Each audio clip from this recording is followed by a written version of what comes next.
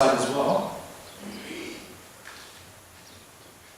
I just wanted to show you this, and anyway, it just gives you an idea. This is an ice wall that we passed right at the top of the mountain. Now, as you can see, there's a gushing river right in the bottom here. That water from there is icy cold, as you can imagine, because here we've got ice, we've got water flowing underneath it, and to drive through it would mean that all your, well, this part of the bike and your equipment over here would be completely wet with freezing cold water. So we're up against a bit of a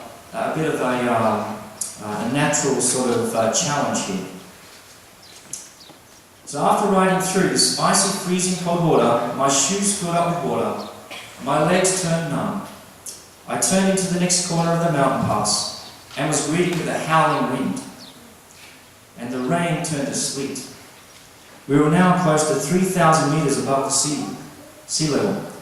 At this stage, my legs felt like concrete, and it took all my effort to turn the pedals on my bike. The air I was breathing was bitterly cold. The wind was so strong that the rain was coming at me horizontally. Every drop of rain combined with the wind began to take its toll on my body. Water was gushing from my helmet, and I could barely see where I was going. I was completely wet through. My biking gear was useless against the elements. Every drop of icy rain penetrated my skin until I was completely numb all over. I couldn't feel a thing.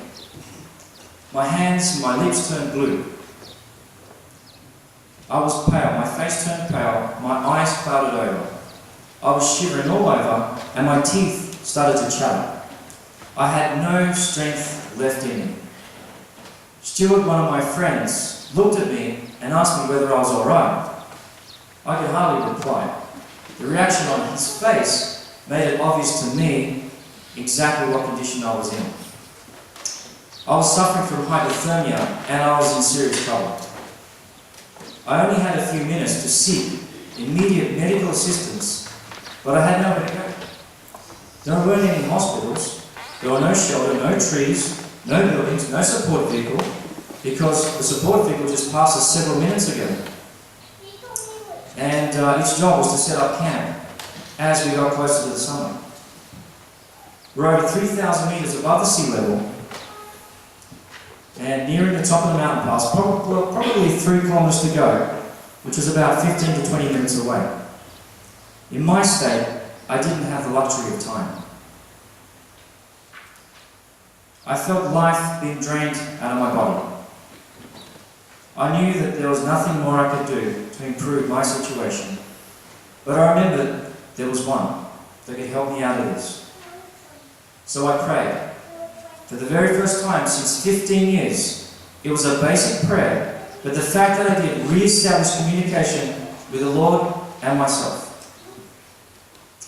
After 15 to 20 minutes or so, I finally reached the summit and the waiting support vehicle.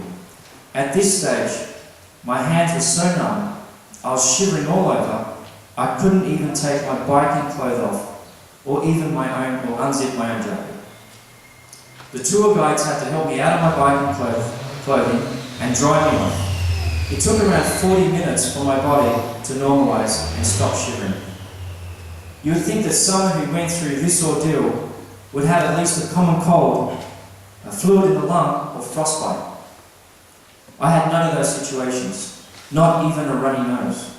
The only side effect that I had was I couldn't feel the tips of my fingers or my toes for 3 weeks. Beloved, my situation defies science. Scientifically, it doesn't make sense. I only had minutes to survive in freezing cold temperatures and mountain conditions. Remember, there was no strength left in me. I was suffering from hypothermia, and yet could still ride a bike up a mountain in those conditions. This is why I believe with all my heart and with all my soul that the Lord intervened and answered my prayer. I saw and experienced this with my own eyes. The Lord delivered me through my tribulation, and by doing so rekindled my faith and prompted me to open the door of my life to Jesus again. In my moment of stress,